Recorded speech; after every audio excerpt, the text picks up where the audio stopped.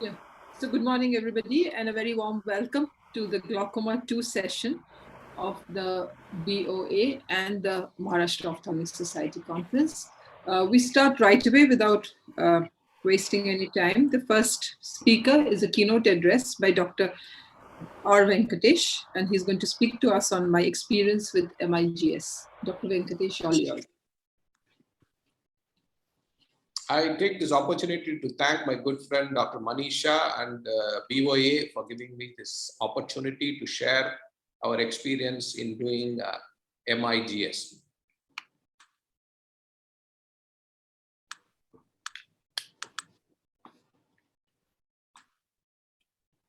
So minimally invasive glaucoma surgery. It's getting popular because glaucoma surgery in the form of trabeculectomy and tube shunt surgeries are not very rewarding to general ophthalmologists because it takes longer than cataract, a lot of post-operative care, and unexpected outcomes like this, which are mostly bleb-related complications, blebitis, endophthalmitis, big cyst over the tubes, and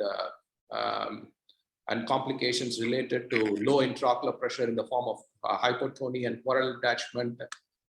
So we are always looking at something which is highly safe, which is less invasive, and also recovers very quickly.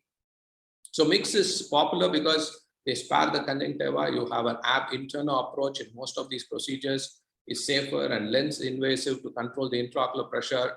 It reduces the dependency on topical medication. So people with ocular surface disorders definitely benefit.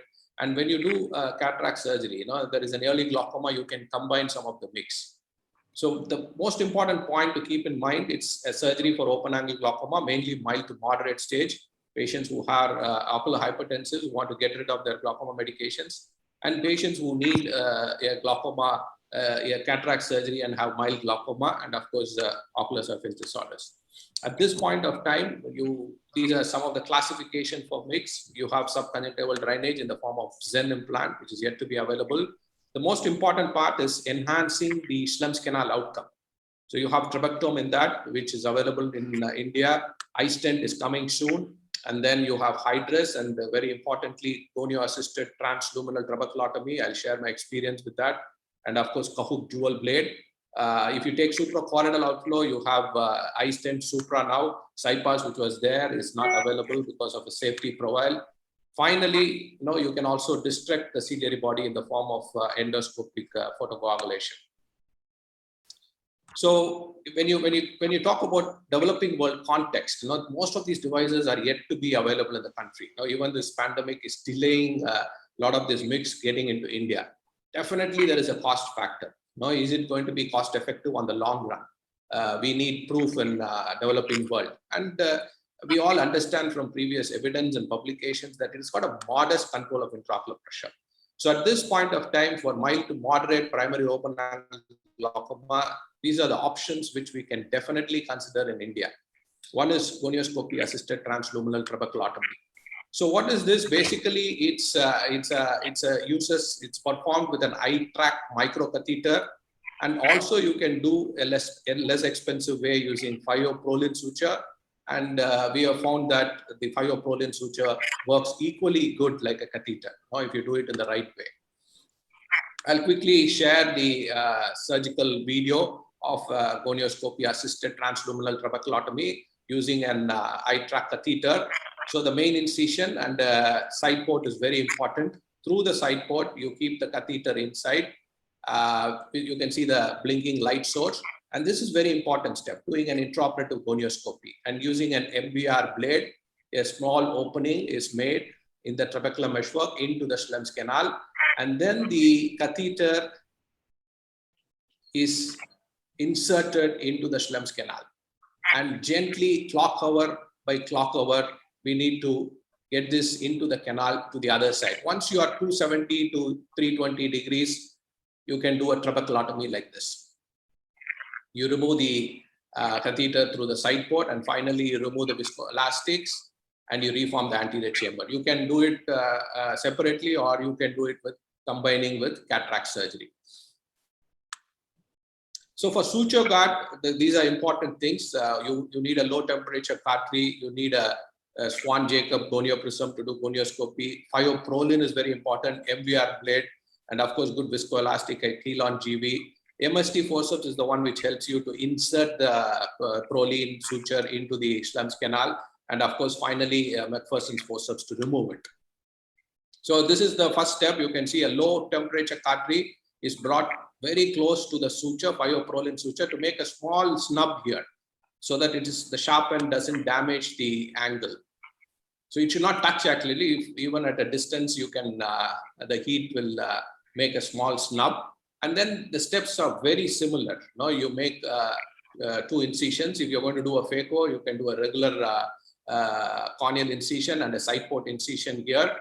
Through the side port incision, place the suture inside, like how you would place the catheter before, and then do the positioning of the patient. Put the gonioprism using an MVR blade. A small nick is made, and the trabecular meshwork, and then you can see here there's a nice bleeding because there's blood in the Schlemm's canal. But if there's no bleeding, it's always good because you can see better. And then you insert the phyoprolin suture using your nice forceps.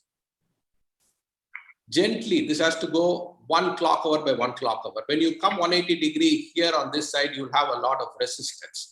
You'll have to go beyond that resistance. Once you are beyond that resistance, again, it may run smoothly.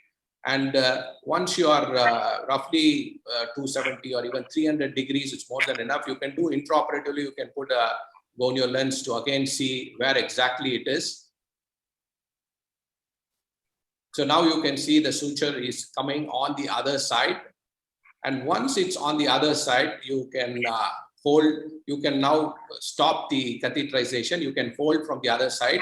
And then using a McPherson's forceps through the side port, you pull the suture, and this does the trabeculotomy.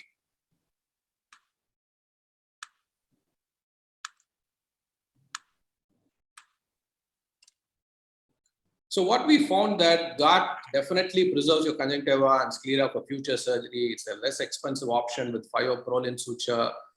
In our experience, at least now we have done more than 50 patients. There are very minimal complications. There is some hyphema there which resolves, and there's minimal risk for infection because there is no bleb here. Definitely a follow-up is less. There is a lot of work done by one of our mentors, Dr. Davinder Grover, on this technique of GART. And he has published his 1 year, 3 year, and 5 year results. Seems to be very promising.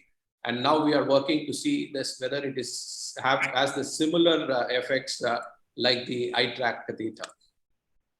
The other option which we can explore at this point of time is Kohut dual blade.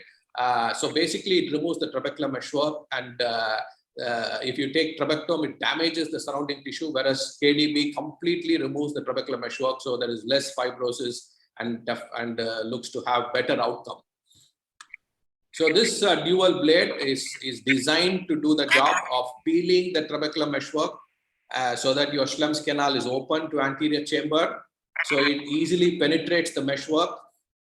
The ramp lifts and stretches the meshwork, and then the blade does the job. The dual blade that excises the strip of meshwork. So it can very elegantly remove the meshwork, and the foot plate is on the wall of the canal.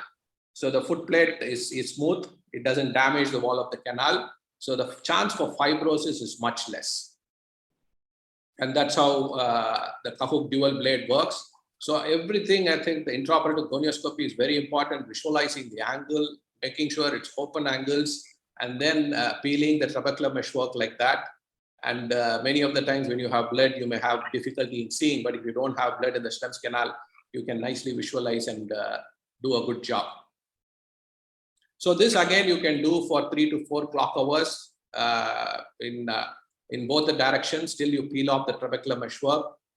And the same can be done using a needle, which is called bent ab interna needle goniectomy. So this was a technique popularized by Arsham Shebani.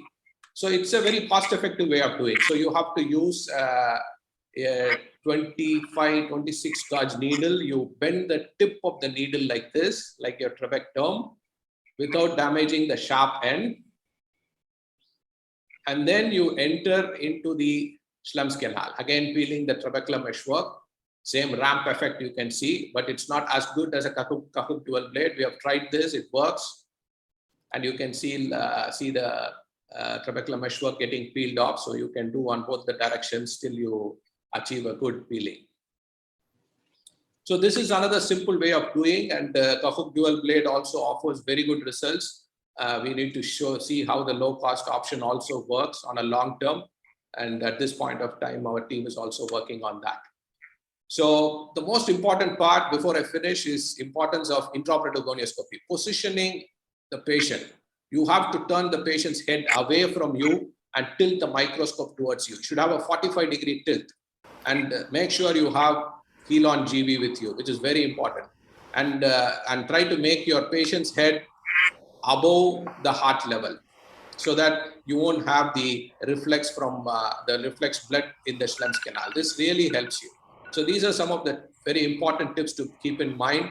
But gonioscopy is very important. So you have to practice gonioscopy when you're doing your cataract surgery, or after removal of the cataract. You can practice doing intraoperative gonioscopy. So put viscoelastic, use the Swan-Jacob lens to visualize the angle. Practice this, and then if you have practiced, I'm sure you can do some of these techniques like GART and comfortably. So Mix, at this point of time, I think you can tailor some of our... Dr. Venkatesh, that was a lovely talk. If Dr. Satyan is ready, we can take his talk then. Dr. Satyan? No, I don't think he has joined still. I don't see him, so I think I'll take mine is the third talk, so I will take that talk. I'll start my screen sharing.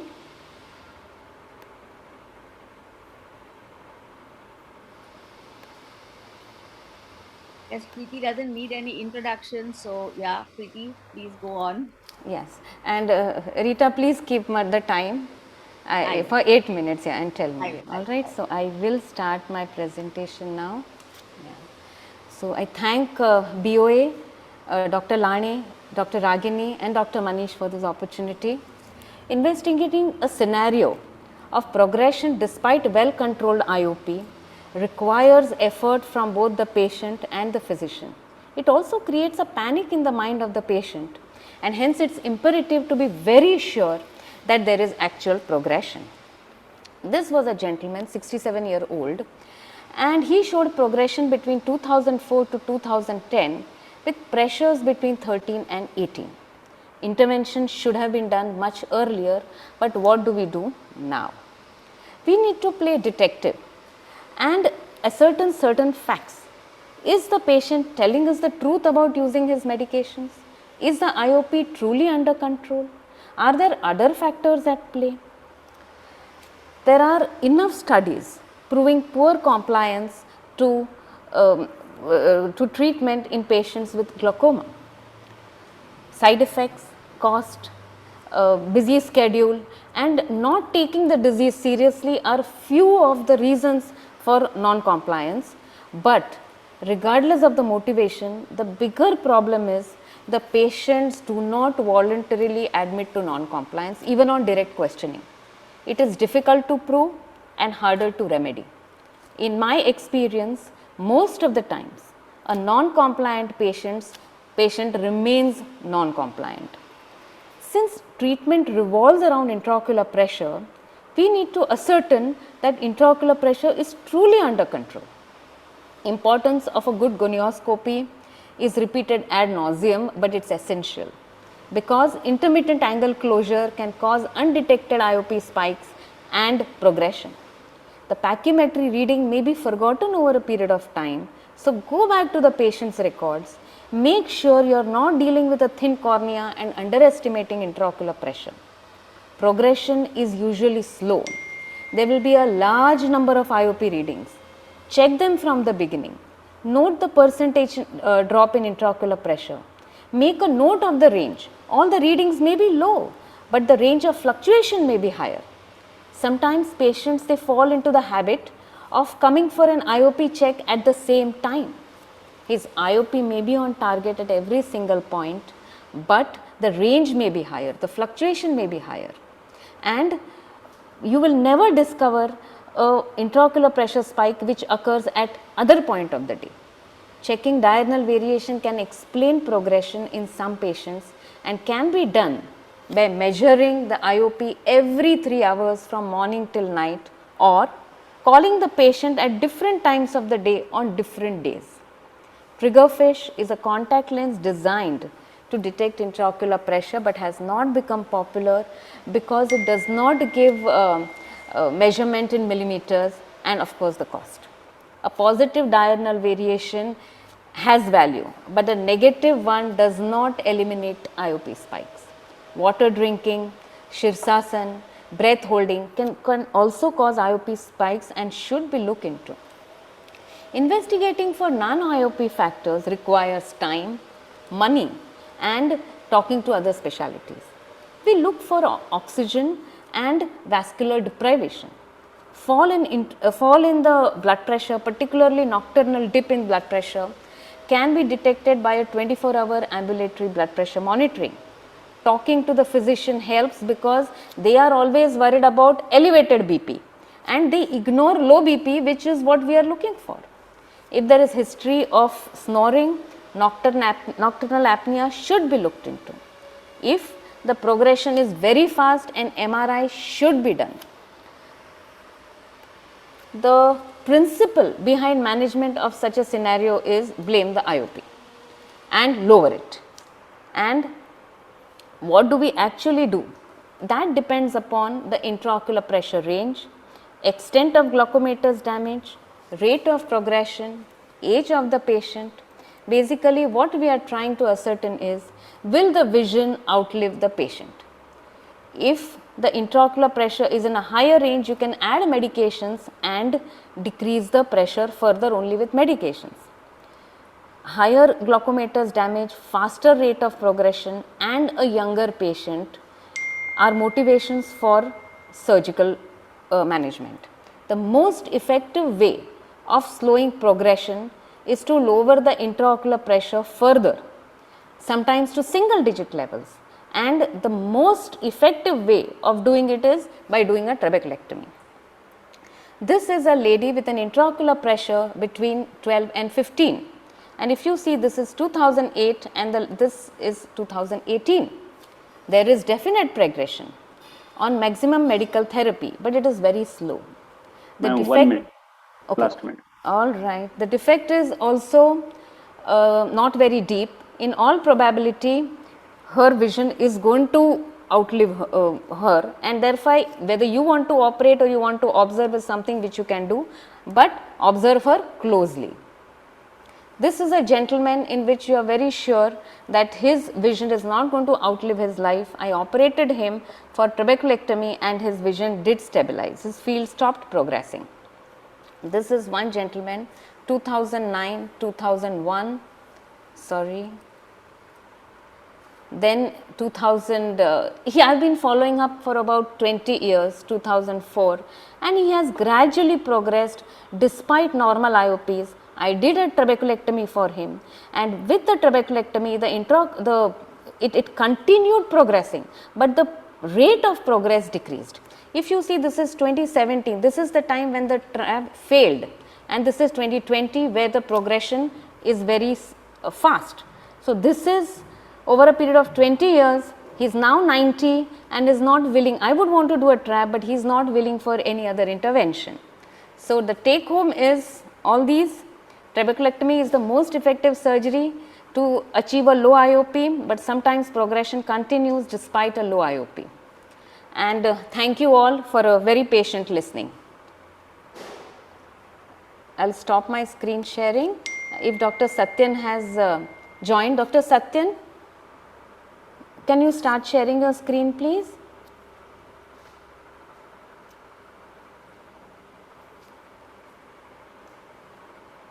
Yeah, Dr. Satyan, can you share your screen? Yeah, I'm sharing. All right, thanks. Oh, wow, great. Great. Thank you. Sorry Yes, for the thank trouble, you. Dr. Satyan. Yeah. I'm so sorry. A very good morning to all of you. And also, I would like to thank BOA and the team BOA. Thank you, Manish and Dr. Preeti. The topic is on the cataract surgery in glaucoma. There are two different scenarios we will be coming across. One is before doing the trabeculectomy, when the patient has a cataract in association with glaucoma, how do we really deal with? And post trabeculectomy, how do you really deal with these patients who has cataract? So the problems of cataract in glaucoma is many times the patient will have functional and visual disability. Our problem many times is that we will not be able to assess the glaucoma progression properly because of the hazy media, and also we might be missing a lot of posterior segment diseases.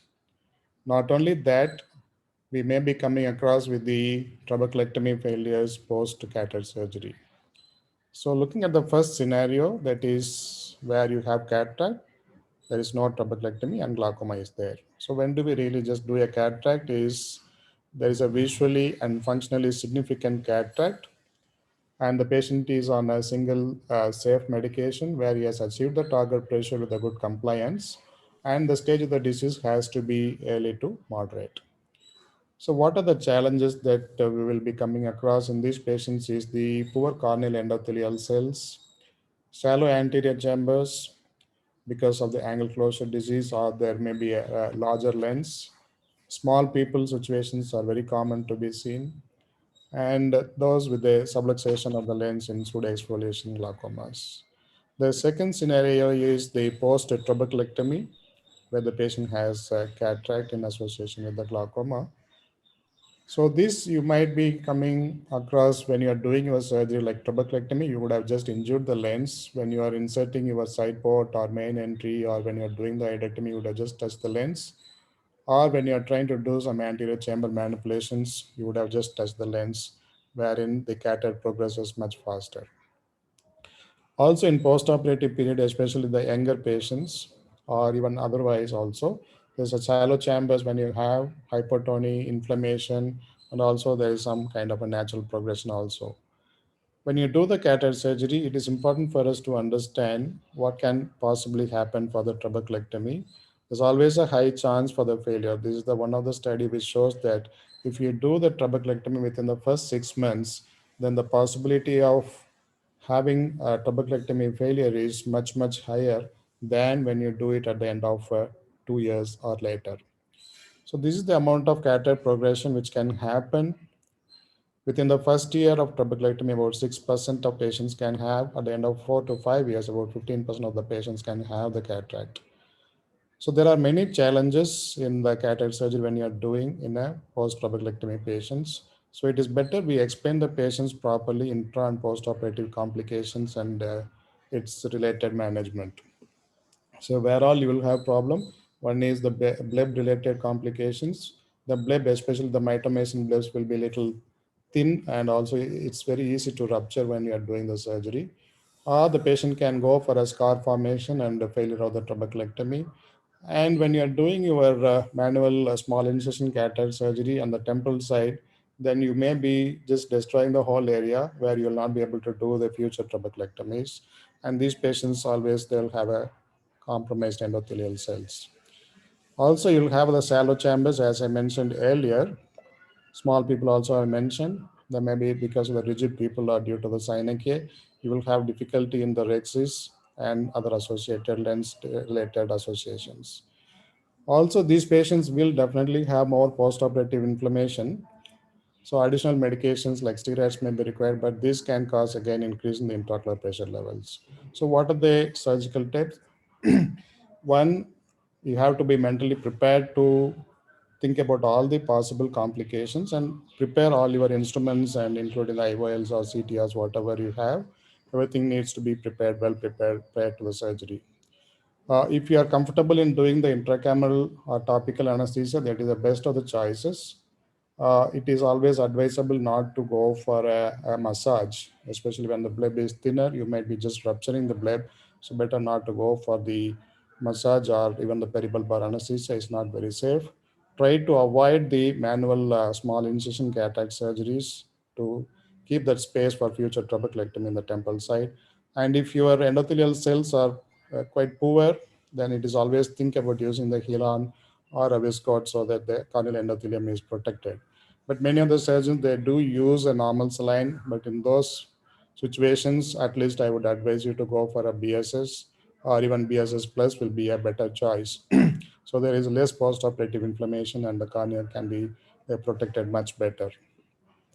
When you may have the small people and its challenges. Small people may be of two types. One is the rigid small people, and the other one is the cynical small people.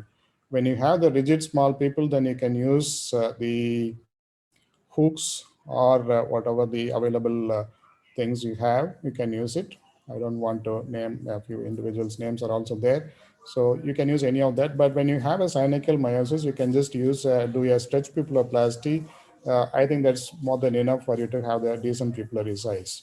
And the video, you can see that if you are able to see, this is a subluxated lens in a pseudo exfoliation where you may have to go for a CTR, and even possibly you have to think about using different lenses. You might be taking out the whole lens outside also. Sometimes the whole bag will come out. So in these cases, you will have to have either iris claw lens or a scleral pixelator lens, vitrectomy. Everything has to be thought of when prior to the surgery itself, and keep it ready. Sir, 1 more minute, please. Yeah, sure. So if you have hydration of the wound is important, but don't try to excessively hydrate the wound, especially when you have a thin blebs. It might rupture. The wound is weak, then you have to go for a one interrupted nylon suture or a vital suture you can apply. And the intracameral antibiotic of your choice would be an advisable thing to avoid any post-operative infections. Thank you so much.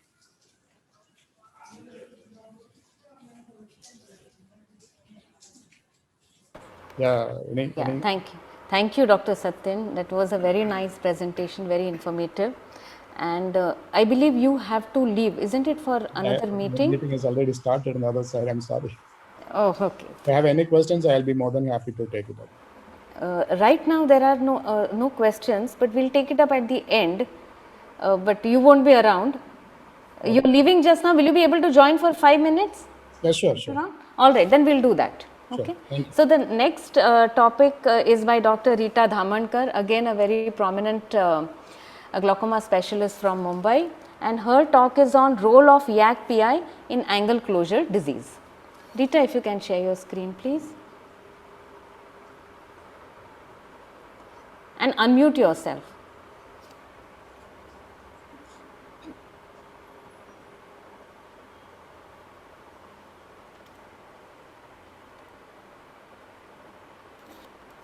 Good morning, everybody. And thank you, BOA, Ragini, Lahane sir, and Manish for having this virtual conference on. I'm going to talk today on laser iridotomy and angle closure. Thank you for being my teacher. Oh, God. So when will you want to do a laser and angle closure? And what are the other various laser procedures that you can do in angle closure? You can do a laser iridotomy and iridoplasty, cyclodestructive procedures, and goniosynecule-lysis. So the aim of the treatment is to open the angle, deepen the chamber, equalize the pressures in the posterior and the anterior chamber. This is achieved depending on the cause. In case of a pupillary block, a laser iridotomy is done.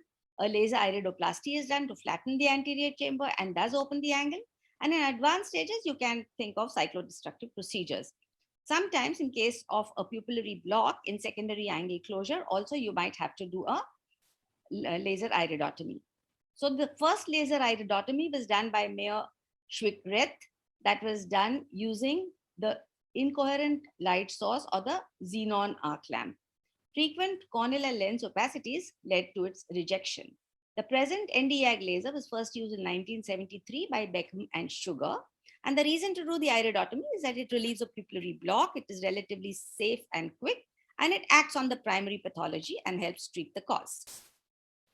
So the lasers that are used are Nd:YAG laser, which is a photodisruptive Q-switched or a mode-locked method, or you can use an argon laser, which acts by a photothermal effect. And how large should an iridotomy be? An iridotomy should be at least 150 to 200 microns in diameter if the acute angle closure glaucoma can be relatively prevented. Now, how is a laser iridotomy done? First and foremost, you can either do a one-sitting YAG or an argon laser iridotomy, or you can do a sequential laser argon followed by a YAG laser. So these are the way, or you can, these are the two ways in which you can actually do the YAG laser. So what are the indications for a YAG laser iridotomy? In all acute angle closures where the intraocular pressure has been reduced partly and the cornea is clear, in all the fellow eyes of patients with an acute angle closure, in primary angle closure, wherever there is a significant pupillary block, of course, in primary angle closure glaucoma to relieve the pupillary block, and in primary angle closure suspects in special cases like patients who need a repeated pupillary dilatation, maybe because they have a posterior segment pathology, patients who have a very strong family history of angle closure glaucoma, patients who have very poor access to emergency medical care, and type A personalities who would rather have the iridotomy done with an informed consent, and all secondary angle closures where pupillary block is the significant component. That you do the Von Herrick, you notice that yes, there is a very shallow anterior chamber. Go ahead and put in your gonio lens. Now this is where you can see that this is an occludable angle. It's not open. It's not a symmetrical closure. This is an occludable angle. The angle does open out. You can have an angle closure, or you can have this lateral iris configuration, all of which will need a primary angle iridotomy. Now, this could be a secondary angle closure where you can see that there are a lot of posterior signs here, but you can definitely see an iris contour and laser iridotomy is definitely going to help most in these cases. What are the contraindications? That the patient is unable to sit steadily on a slit lamp, very uncooperative patient.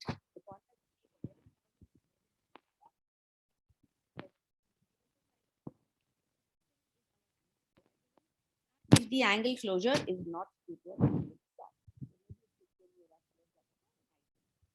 how do you go about this?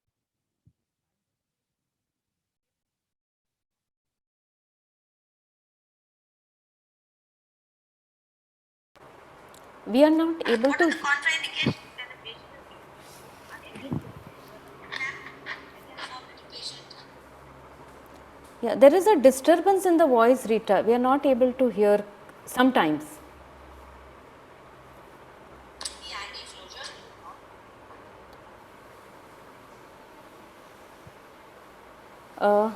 No, we are not able to hear you, Rita.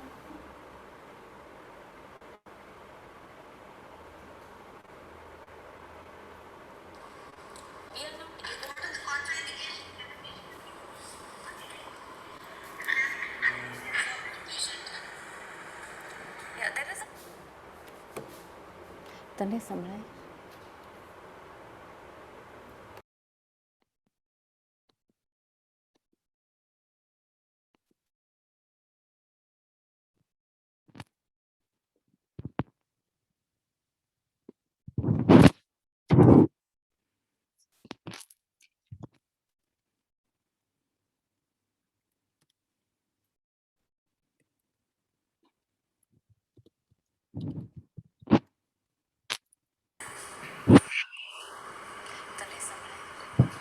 we are not able to hear you, Rita. Rita,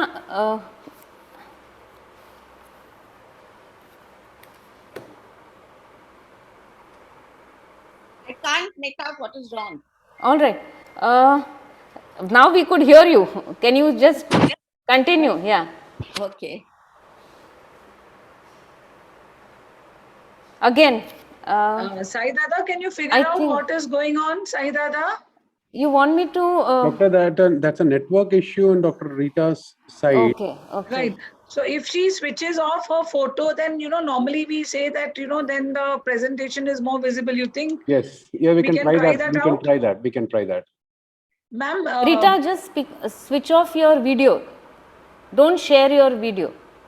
Then don't probably share the my voice video. is heard better. Stop Now your can video. you- Yeah. Now can you hear me? Yes. Yes, ma'am. Yes. So the lenses that are used for an LPI are the Abraham lens, which is preferred as the energy delivered to the cornea and the retina is 4 times lesser than the Wise lens. Or you can use a Wise lens, which is 103 diopters, It minimizes the spot size and magnifies the size, but it is a little difficult to focus. You can also use the central part of the Goldman lens, which will help view and deliver energy in a better mode. So when you have using a lens, then the energy is concentrated and hence you have lesser damage to the rest of the tissues, like you'll have lesser corneal burns and collateral tissue damage. How is iridotomy performed? You seat the patient comfortably on the laser, look at the iris for crypts, that is a thin patch of iris where penetration will be easy. Preferably search for an area in the superior quadrant where the upper lid will cover the iridotomy. The iridotomy should be as peripheral as possible, so you'll have less dysphotopsias later. Fill the lens with a coupling fluid and place it in the eye gently, and now focus on the area to be lasered. Make sure you laser it. Your laser is set at the posterior focus, and once you are focused on the iris stroma, decide the laser power and shoot. Once you have penetrated the iris, you will see a gush of aqueous coming out. If you have hit a vessel, gently apply pressure at this site till the bleeding stops. Make sure you have a full penetration. If you have an incomplete penetration, repeat the laser, ensuring that you're aiming at the correct site. You may have to wait for the area to clear out to get a clearer view after your first shot. So the energy that you use with the YAG is 2 to 8 millijoules. The spot size is fixed for every machine. You may use a pulse per strike, which could be 1 to 3 pulses. And the shots required could not be more than 4 shots till you get an adequate penetration. In case the iris is very thick and pigmented, then you will have to use a sequential laser. You can also do a direct laser using an argon laser, which is very useful if the patient is on an anticoagulant. Here, a single area is treated with superimposed applications till a perforation is obtained and a pigment flume is found to move forward. 1 minute more. Yeah, okay. So the difference between an ND YAG and an argon laser is that if you have a dark colored pupil, then you can use an argon laser much more than a YAG laser. And if you're on an anticoagulant, you better use an argon laser. Sequential laser is you do the argon laser first, prepare the iris, and then go on and hit with a YAG laser. Now, the complications could be bleeding, corneal burns, or temporary blurring of vision, which is very early or when you're doing the procedure.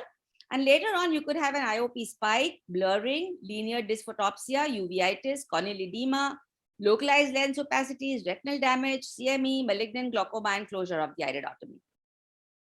So intra-op, you have to focus on the iris stroma so you can avoid the iris burns. If there's a bleeding, I said you can apply pressure, and everything else will go off if you treat it correctly. So post laser, please check the IOP 1 hour post laser. If the IOP is very high, give Diamox or Mannitol. Otherwise, start an anti-glaucoma medication for a week, but don't use pilocarpine at this stage. Also, please start an anti-inflammatory drug, preferably a steroid, for a week. And Rita, then, can you summarize? yeah, I will.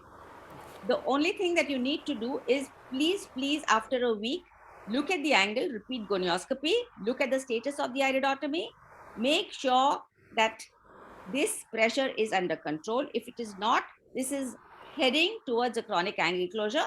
So henceforth, you will start treating this patient as an angle closure glaucoma, a chronic angle closure, and treat him like any other glaucoma. Thank you.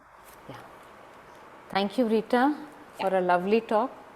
And the next talk is by Dr. Sunil Jain, and he'll be talking to us on management of malignant glaucoma.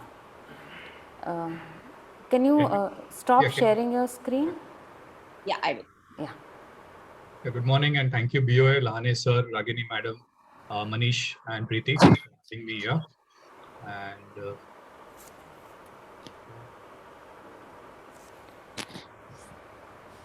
Yeah.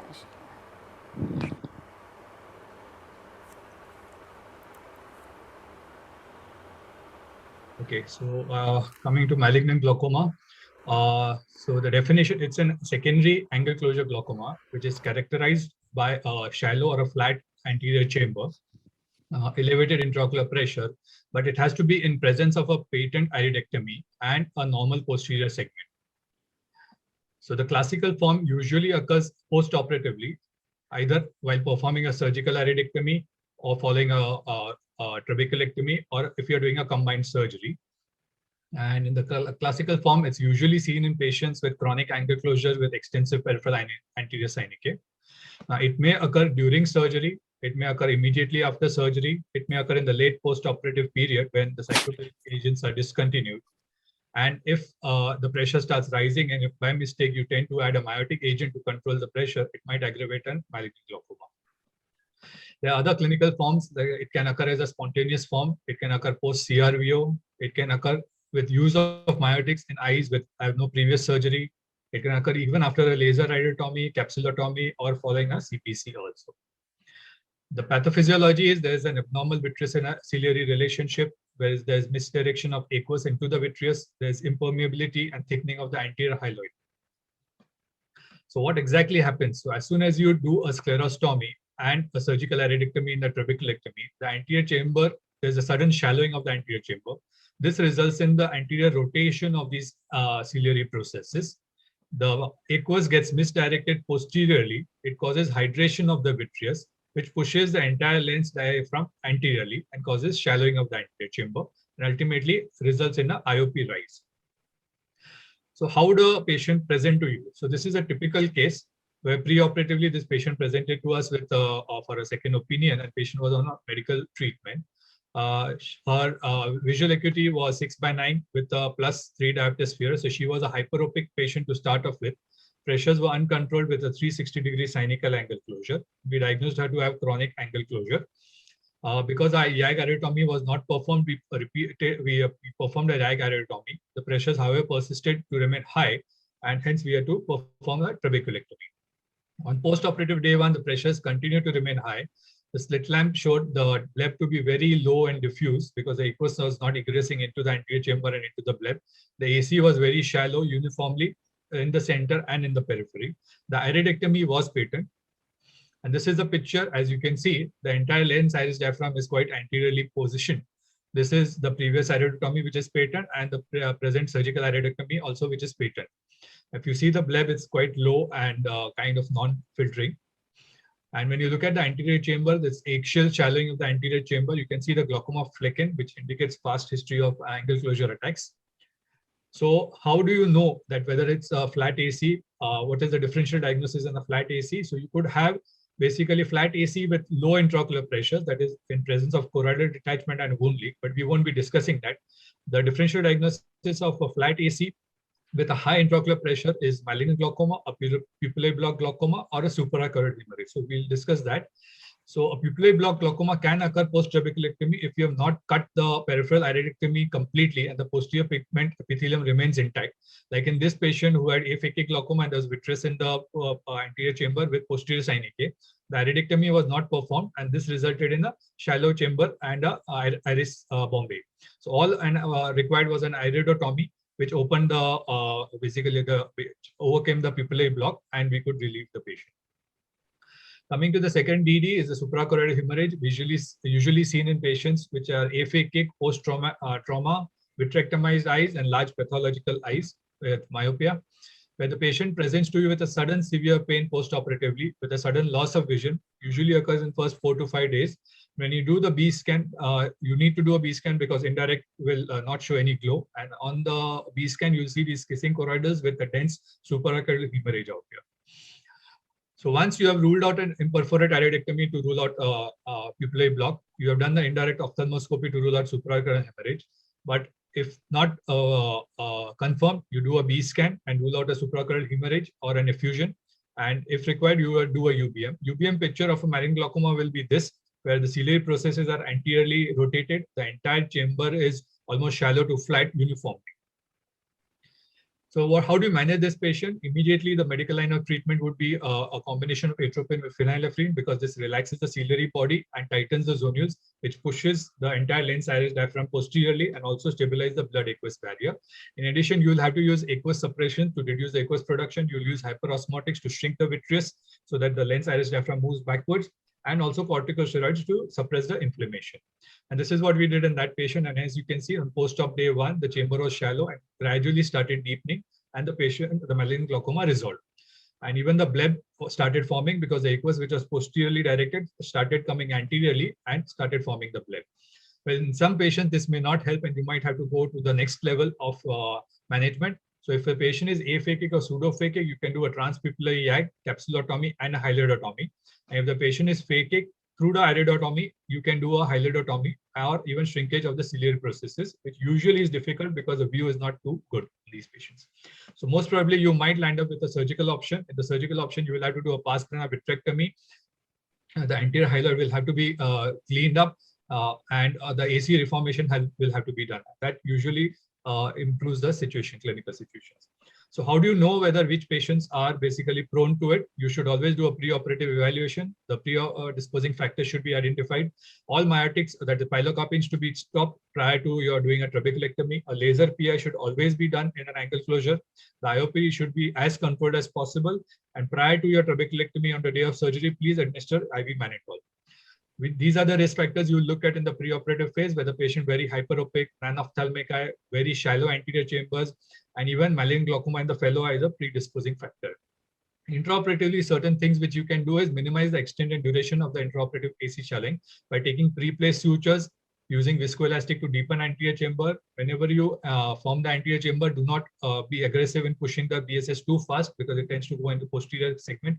So 1 minute, one more minute to go. Thank you. Relatively tight flap closure to prevent an overfiltration, because that will cause shallowing of the anterior chamber and aggravation of the malignant glaucoma. An adequate PI, a full thickness PI, and immediately start instilling cycloplegic drops on table once you have sutured the scleral flap. Post-operatively, continue monitoring these patients very closely. Avoid a laser suture lysis or a releasable suture release in the immediate post-operative period. And if you have a doubt, start carbonic anhydrase inhibitors immediately. Continue with steroids and continue with your cycloplegic mydriatic combinations. The most important take-home message is that in such patients, most of the times the patients are on chronic atropine therapy. And also the important thing is the fellow eye also might follow the similar course of action, and hence you have to keep a watch on them. Thank you.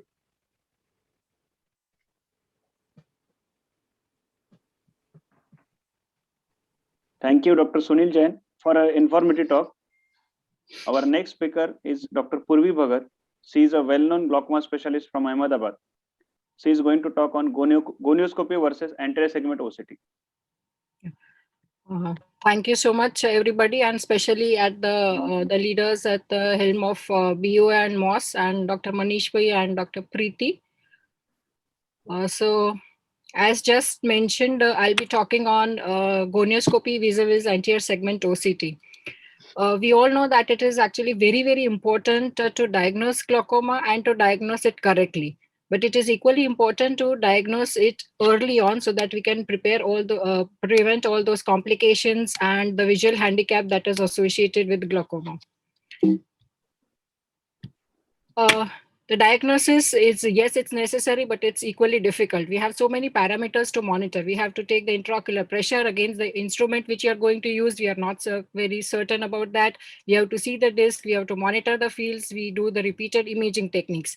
And as if all this dilemma was not enough, just to see the angles, we have different instruments and equipments. We have the gonio lenses, we have the anterior segment OCT, we have the UBM, and so many newer image techniques coming up in the market. So the confusion, in fact, is endless. Talking of gonioscopy, charts of people with glaucoma were studied in a large LA practice, and it was shown that gonioscopy was documented only 50% of the time, which suggests that about half of the time, in fact, it wasn't done, unfortunately. So why people are not preferring gonioscopy or hesitating to do this technique regularly? It does require a lot of skill and experience. You need to do hundreds of normal gonioscopies to actually start finding out the abnormalities. It is a subjective investigation. It is affected by the type of lens you use and the technique that you use. It is uncomfortable not only for the patient, but for the ophthalmologist who is doing the gonioscopy as well. Because we all know after doing hundreds of gonioscopy at the end, all of us have suffered from trapezitis. It is time consuming to some extent. It cannot be done by a technician. It has to be done by the glaucoma specialist or by the ophthalmologist. And being a contact procedure, it is not advisable for mass screenings. Now coming to its interpretation, because it is subjective, there is significant amount of inter and intra-observer variability, which is more with narrow angle glaucomas. There is inability to accurately document or compare the structures. before and after treatment, because it's a subjective test. Today is the era of documentation and photography, but with the gonioscopy, sometimes photographic documentation may be difficult. It is subject to different classifications, and there are indentation and light artifacts involved.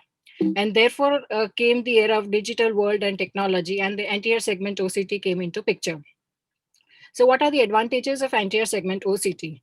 It provides true cross sections of the angle structures. It's an objective investigation, therefore has great reproducibility. It provides quantitative measurements of all the parameters which we want to study in the angle. Because it's a non-contact procedure, it is convenient for the patient as well as for the observer. It provides great measurement precision, and because it is digital and technology based, it provides the option of storage and data transfer. Anterior segment OCT, it allows for rapid image acquisition. Because it's a non-contact procedure, it eliminates all those indentation artifacts, and it has an inbuilt automated analysis software which allows rapid measurements of all the parameters. Anterior segment OCT itself has seen significant advances. The spectral domain OCT, it provides greater resolution, both axial and transfer. A further step ahead in this direction is the swept source OCT, which provides a three-dimensional 360-degree photographic-like view, which is constructed from individual images. It provides reproducible measurement in different quadrants. So it is very useful for risk assessment of angle closure and for evaluating longitudinal changes and pre-post treatment changes.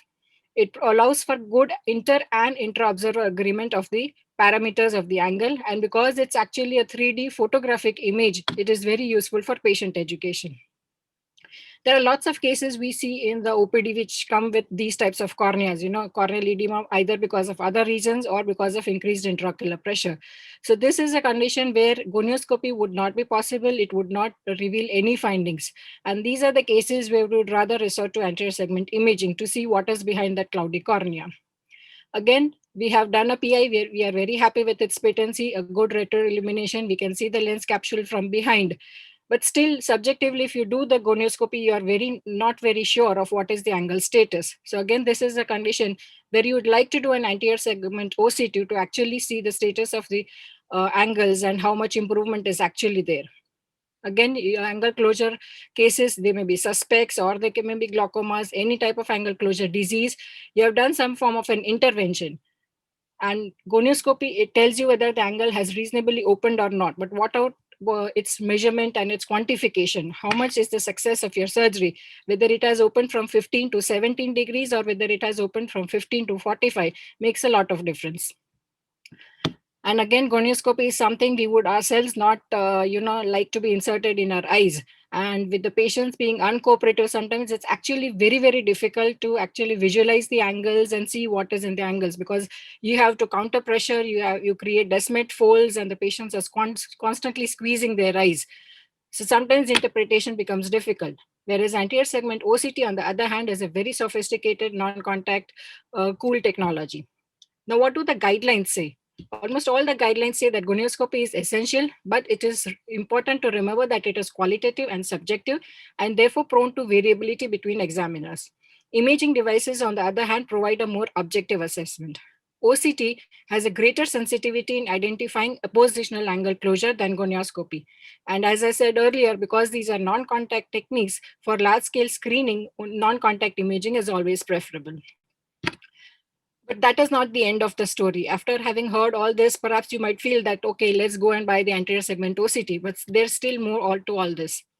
So gonioscopy, yes, it is time consuming, but if you're skilled enough, it takes less than a minute, especially if you have a 4 mirror or a 6 mirror.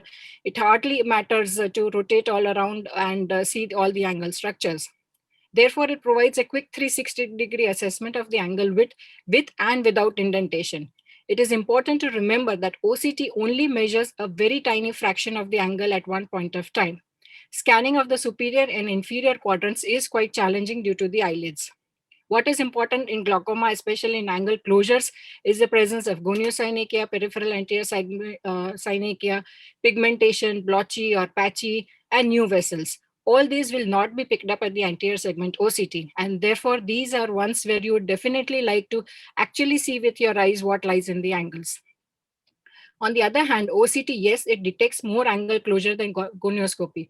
So is it a good sign? Well, I would rather say it leads to unwarranted and inadvertent more PIs. So do we really want unnecessary PIs done in all the eyes? These are cases when in gonioscopy you see all these humps and bumps, and you really want to see what is lying there. Is it a cyst? Is it a tumor? Is it an anteriorly rotated ciliary body? So Last minute. yeah, sure.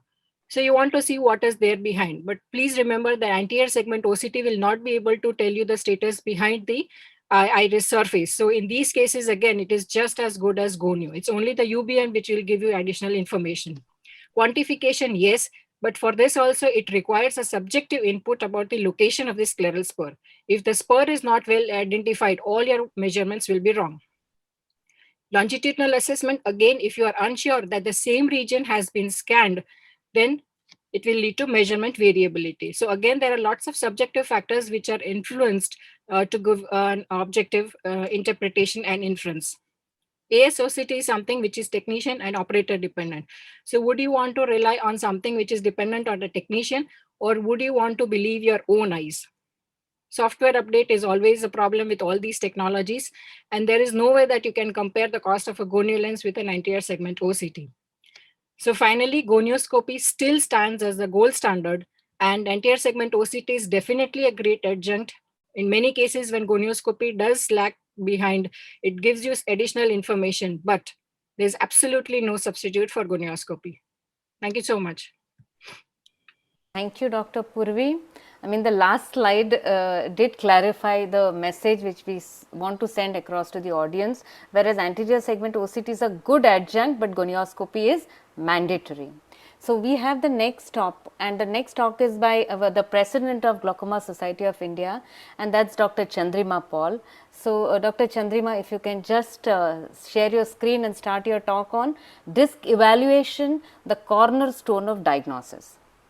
Thank you very much. At the outset, I'd just like to make a small correction. I'm the secretary, not the president. I'm so sorry. I'm so sorry. Yes, the secretary. And thank you very much, BOA and Moss, and very specially Lahane sir, my good friend, Dr. Ragini, and of course, Dr. Manisha and Dr. Preeti. So I go ahead to share my screen. Dr. Chandrima, future president, now secretary. Well, thank you very much for the wishful thinking. Well, so disc evaluation, the cornerstone of diagnosis. High intraocular pressure is not primary open angle glaucoma. And the OATH study did show us that without optic disc assessment, you may be missing up to 55% of glaucoma patients. And disc changes precede visual field loss in most cases. But again, overestimation of glaucoma can happen with a large size disc, congenital anomalies like coloboma and hypoplasia, and peripapillary atrophies. So let us see. If you have a look at this slide, just have a look here. Measurable abnormalities primarily in structure. So here is where, before the tipping point, before we go into the main glaucoma part of it, you can actually diagnose it with the optic disc if you do a very careful optic disc evaluation. And once it goes off the tipping point, then it goes into your functional changes and the other changes when the glaucoma is full blown. And that's a beautiful slide again from Joel Showman. And that's the tipping point, as he said. And this is where you do your disc evaluation. So if you do a very careful disc evaluation, you can actually diagnose glaucoma very early. So any deviation from customary needs should be followed up. So optic disc changes in glaucoma, there are a host of changes which you all know and are available everywhere on the internet. So I'll move on to the next, is that when you have a look at a disc, it's always best to document it so that there is inter-observer variation taken care of when someone else is seeing at your clinic in your place.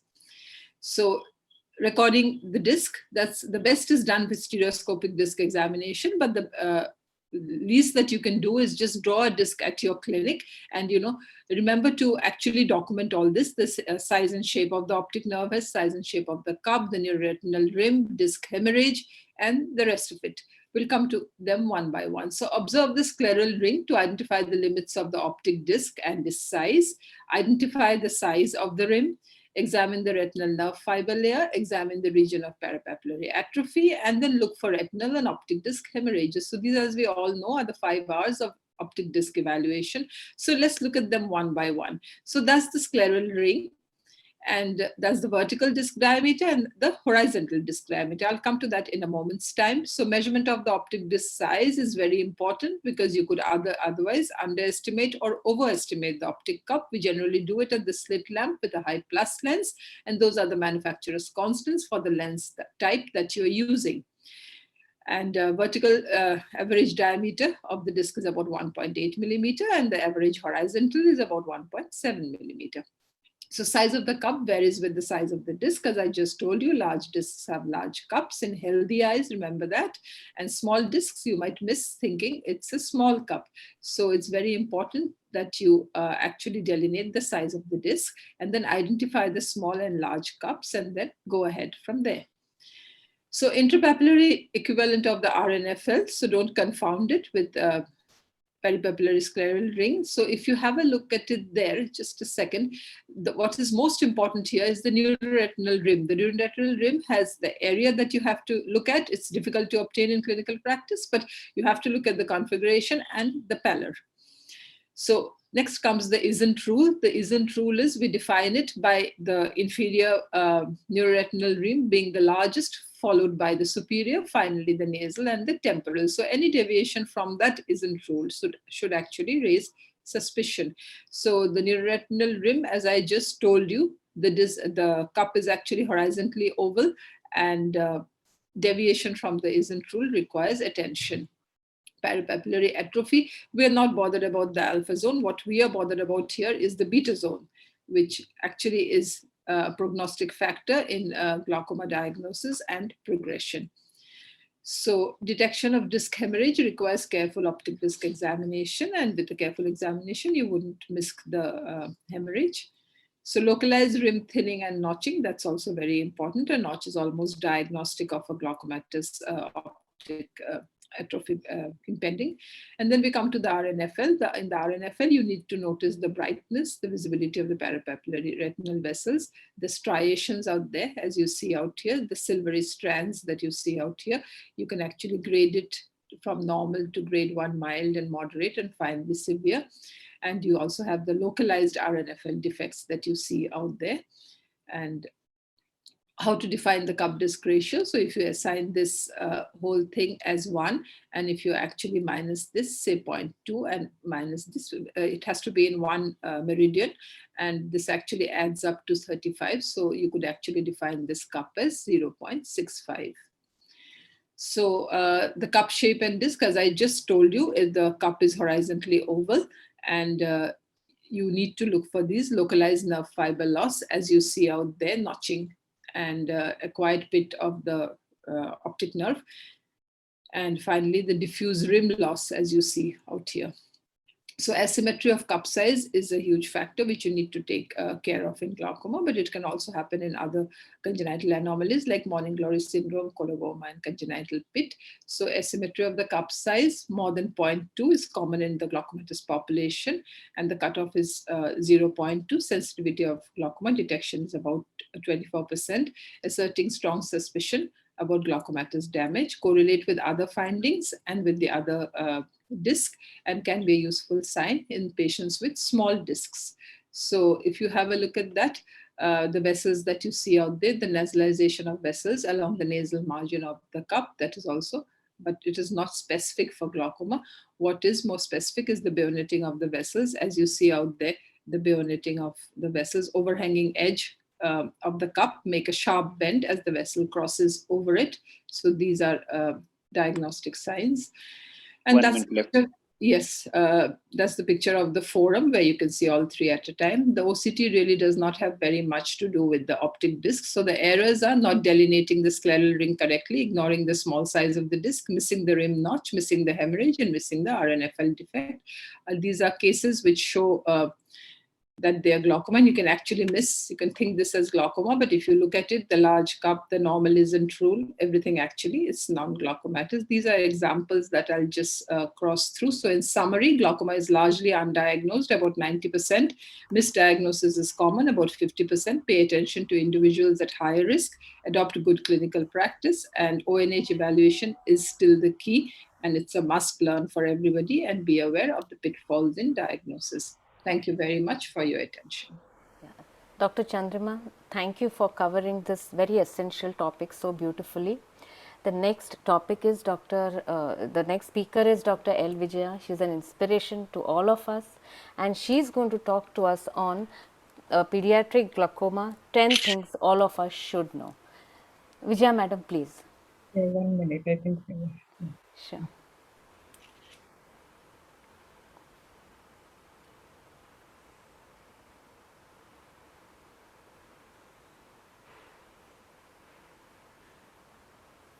Can you see my slides? Yes, madam. Yeah, at the outset, I would like to thank BOA, Manish and Priti for the kind invitation. And next 9 to 10 minutes, I will be talking about what I call it as pediatric glaucoma, 10 things all ophthalmologists should know. And the first thing is that there is a lot of difference between the adult and pediatric. It's a basic concept. The adults, it is silent and chronic. It is a degenerative, mainly the medical management we start. These changes are permanent, whereas in pediatric, the disease is highly symptomatic. Most of the pediatric glaucomas can be developmental, especially primary congenital glaucoma. Management is surgical management. These changes can reverse when the IOP gets normalized. Second point I would like to talk about it is we should be talking the same language. What does it mean? That means pediatric glaucoma is a huge complex. Under this, there are many varieties of glaucoma in children. So unless we classify them correctly and label them correctly, we will not be talking about the same disease. The prognosis varies quite a bit between the primary glaucomas and secondary glaucomas. Even among the primary glaucomas, whether it is a neonatal onset or late onset, the prognosis varies. In view of this, the classification has to be accurate and perfect. So what we should do? For that, we should follow a standard classification recommended by Congenital Glaucoma Research Network group, which came out with this classification maybe a decade back. And under this, the glaucoma in children are divided into primary glaucoma and secondary glaucoma. Again, with the primary glaucoma, you will have a primary congenital glaucoma manifest before 1 month of age of the child, which is called the neonatal onset. When the glaucoma happens between 1 month to 2 years, we call it as infantile glaucoma. When glaucoma is more than 2 years, we call it as a late onset primary congenital glaucoma. When the glaucoma happens between the ages of 3 to 16 years, we call it as juvenile open angle glaucoma. Coming to the secondary glaucomas can be associated with ocular anomalies, non-acquired ocular anomalies, such as anti-segment dysgenesis, axon fails, Rieger's, etc. Or glaucoma can be associated with the systemic diseases or syndromes, such as Sturge-Weber syndrome. And you have a third group where the glaucoma is following congenital cataract surgery. And this is post-cataract surgery with aphakia or pseudophakia. Glaucoma associated with other acquired conditions like steroid-induced traumatic and uveitic glaucomas. So please remember to classify the glaucoma precisely to under what category the child falls into. So what are the criteria to say that there is evidence of glaucoma? IOP of more than 21, optic-disc change in terms of that is progressive, including cup disc ratio, asymmetry between the two eyes of more than 2, a focal thinning, evidence of HAP striae, increased corneal diameter, myopic shift or increase in the axial length, and reproducible visual field defects in bigger children. So at least there should be 2 or more of these features to call it as glaucoma. Once you have this, then you categorize them into in what group they fall into. Suppose if you have only one of them, then you call it as glaucoma suspect. If one of that happens to be intraocular pressure should be more than 21 millimeters of mercury, at least on 2 separate occasions. The third thing I like to talk about it, clinical presentation, especially the primary congenital glaucoma, is very symptomatic. The triad of symptoms are photophobia, blepharospasm, and epiphora. Why do these symptoms happen? The symptoms happen because of the raised intraocular pressure. There will be stretching of the eye, resulting in megalocornea that causes a rupture in the Descemet's membrane, which we call it as HAB striae, that results in corneal edema and severe blepharospasm and watering. And whenever you have acute onset like that, you have to keep it in mind possible differential diagnosis. Based upon the symptoms, the differential diagnosis can be conjunctivitis or NLD obstruction. It can be keratitis or epithelial defect. It can even inflammation in the eye. If you have only corneal edema or opacity, we have to keep it in mind possible birth trauma, especially the forceps delivery, which is quite rare. Or you have to rule out CHED or corneal dystrophy. Even keratitis can be differential diagnosis.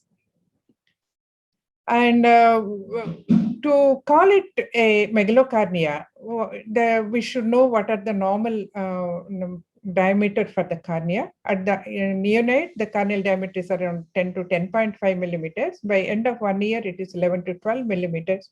At 2 years is 12.5 millimeters. Anything beyond this indicates megalocornea.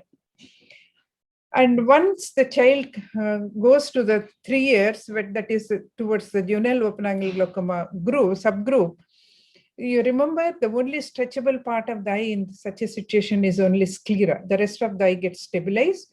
So because of stretching of the sclera, you develop a progressive myopia.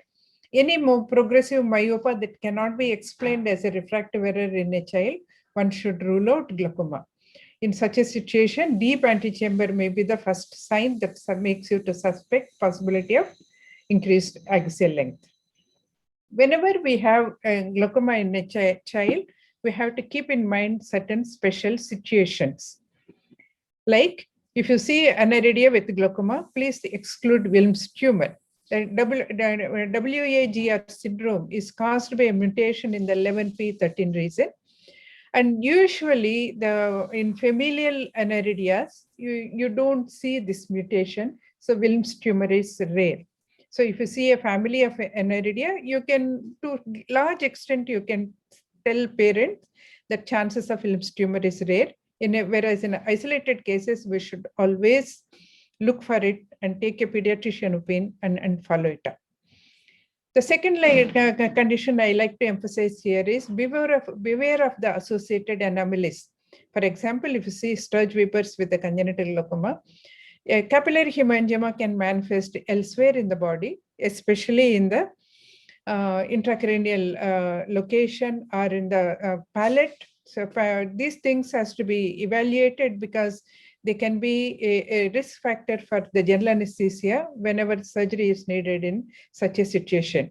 Again, we have to collaborate with the pediatrician and anesthetist and discuss and take into consideration possibility of the complications and manage the situation. The third is congenital ectropenia can be associated with a neurofibromatosis. If you see congenital ectropenia with the congenital glaucoma, neurofibromatosis has to be excluded. Okay, the fifth point I like to talk here is what is the end point, especially when you're dealing with a primary congenital glaucoma, when we operate or treat those eyes.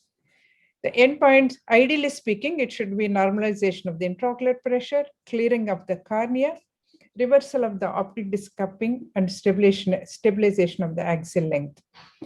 We can achieve definitely normalization of the IOP and stabilization of the axial length once the intraocular pressure gets stabilized. But the reversal of the optic disc may not happen in all cases. It depends upon when the treatment has given. If the treatment has been given early enough, that reversal can happen. Same with the clearing of the cornea depends upon what is the extent of the corneal damage and corneal changes. If the corneal changes are not very severe, the clearing can happen if it is only related to the edema. If there is a stromal scarring also, the clearing takes a long period of time, resulting in possible amblyopia as well. So treatment of amblyopia is very, very important. Especially this case, it is a unilateral case. Cycloplegic refraction is mandatory. If you treat the refractive error appropriately at appropriate time, the amblyopia can be avoided. Similarly, one may have to resort to the occlusion therapy. For example, here the child had glaucoma in one eye. So whenever we had in the right eye had the surgery. So in the follow-up, our pediatric ophthalmologist has recommended occluding the left eye so that amblyopia will not take place. Along with the appropriate cycloplegic refraction, we may have to resort to the occlusion therapy. And if the opacity is dense enough, we may have to refer to the cornea colleague for the possible corneal surgery, either PK or any of the newer methods, depending upon the location of the opacity. If the corneal opacity is thinner and smaller, we can even consider doing an optical iridectomy so that even that can stimulate and the entry of the light will be sufficient enough to avoid amblyopia. The advantage of the optical iridectomy, the problems associated with the possibility of the graft failure can be eliminated. So number 6 point I want to talk about is what I call it as optimize opportunities. What does it mean? If somebody is handling children and operating on children for any kind of surgery, it can be retinal detachment or it can be squint or a cataract, whatever it is. Whenever we subject child for any surgery, do a detailed eye exam, especially in high-risk patients like congenital cataract or ROP.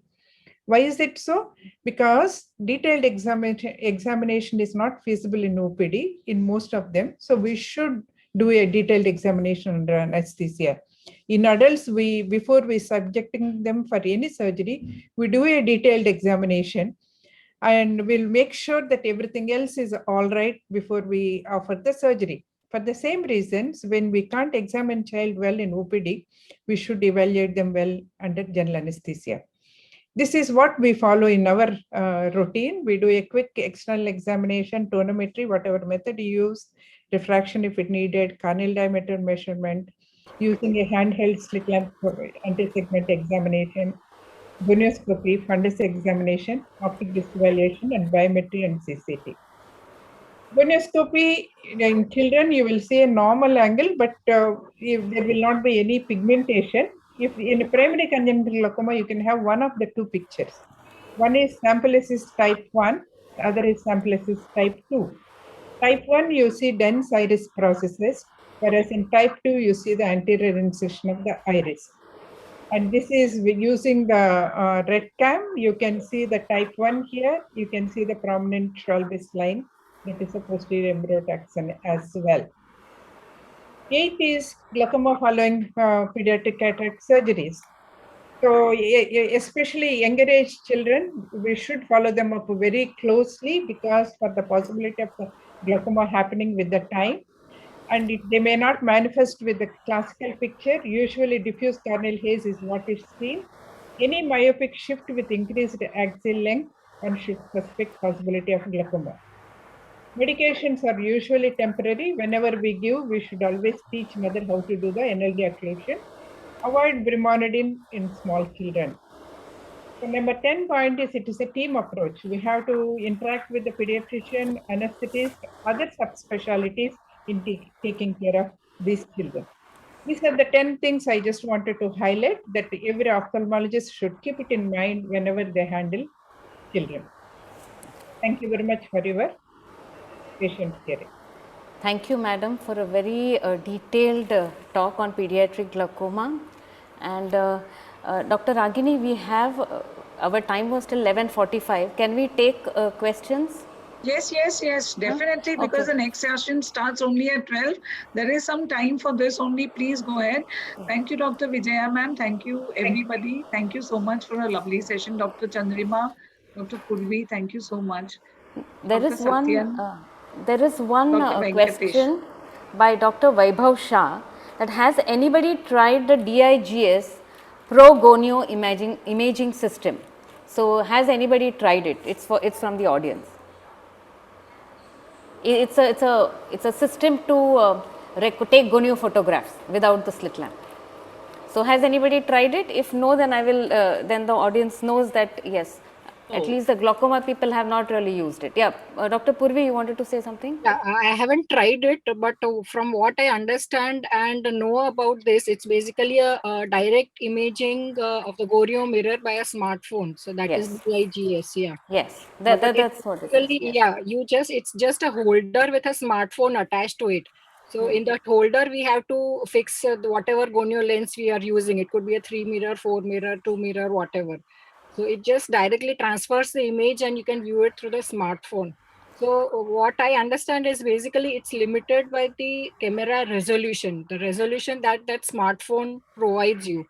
So again, all those subtle signs which we want to see, that small fine pigmentation and goniosynekia and all that, a fine Sampolicis line maybe. So all those are not very well picked up by this system.